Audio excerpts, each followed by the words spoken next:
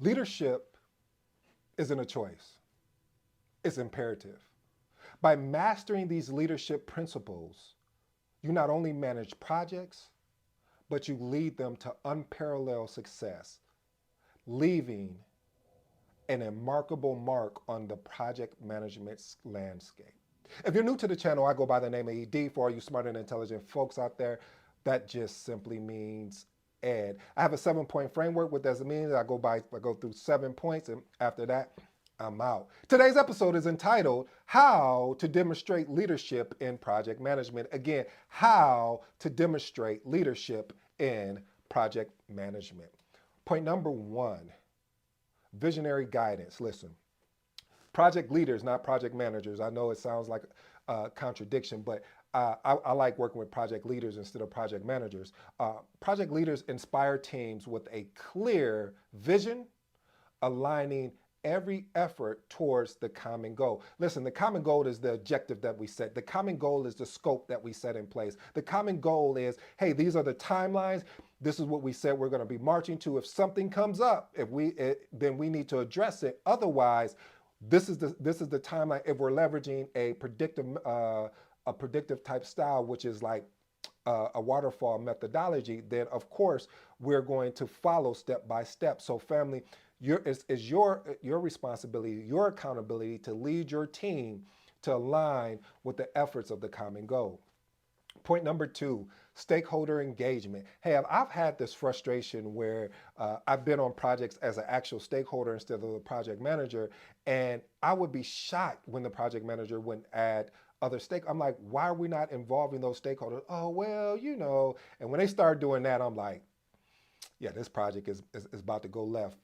And you could tell when it's getting ready to go left because the resources that need to be in the room are not in the room. And then the resources that are in the room really don't even need to be in the room. If you catch what I'm dropping, I'm laying down. I hope you're picking it up. What I'm trying to say, family, leaders must masterfully engage stakeholders, ensuring their interests are considered and integrated into the project decisions. I heard this, I don't know where I got this from, I forgot. So I apologize to the person that said it.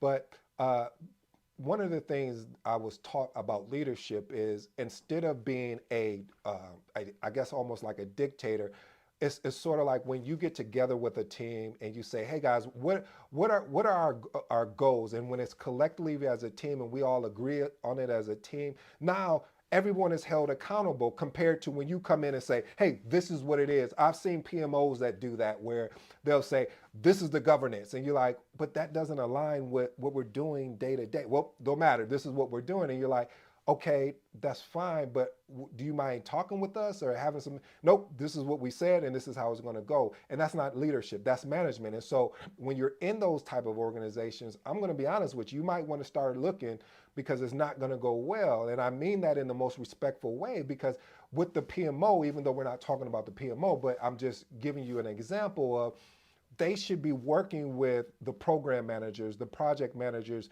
and understanding the lay of the land. Because if you don't, if you just go in there, here's another example. There's a book, Sam Walton's autobiography, and they said Sam Walton would go to other stores to look at the store's layout, to look at how they were conducting and doing business.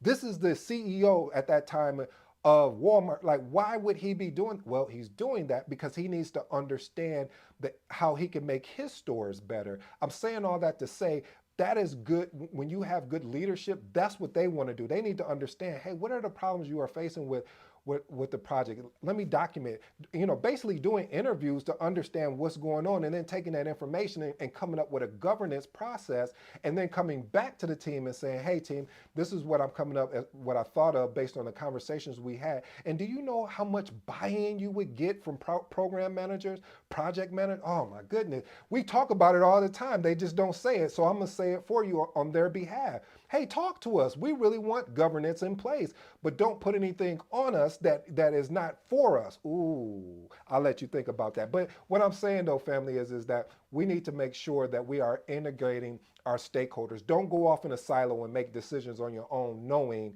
that the stakeholders are not even cognizant or aware of what you're trying to do. Let's move on to point three.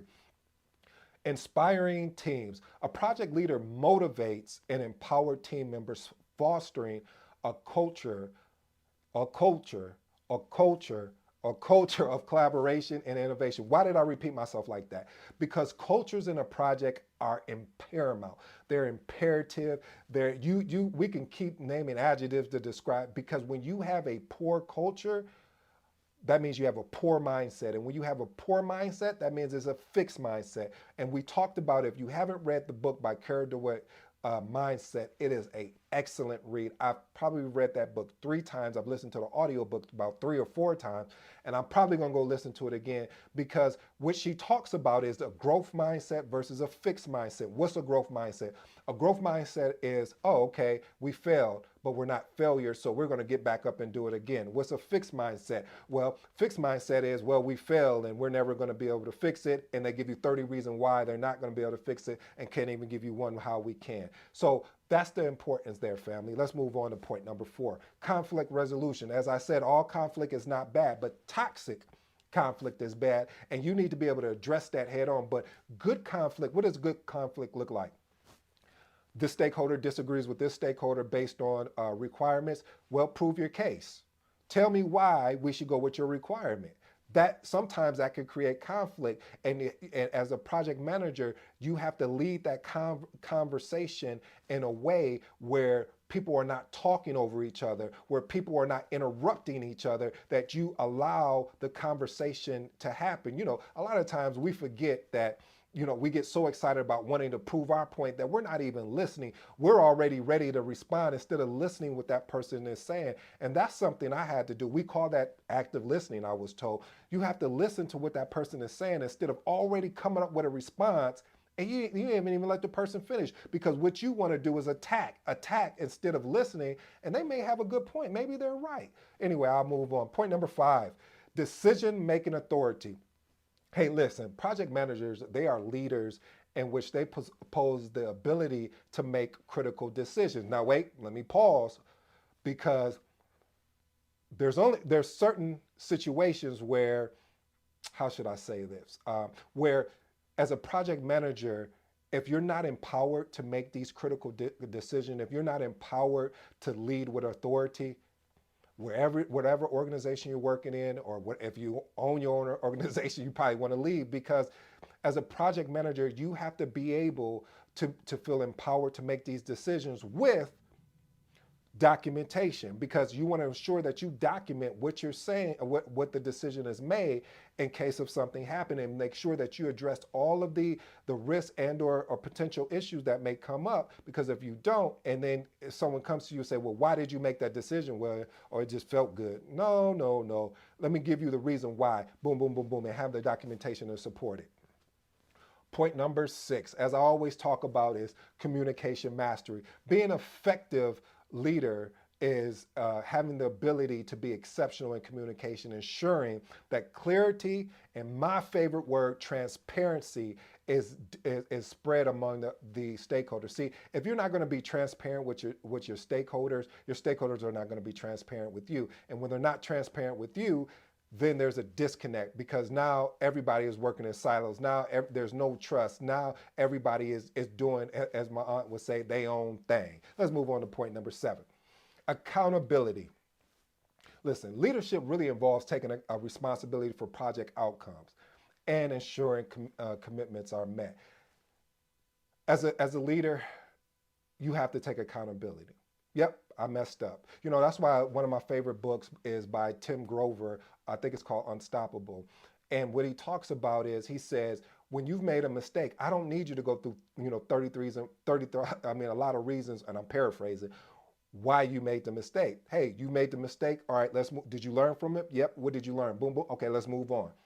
Because you're going to make mistakes. And a lot of times I've seen in organizations or on a project team where someone makes a mistake and they beat that person up so bad that person, you just took away all the little confidence that they had. So family, we have to understand that there's a difference between failing and being a failure.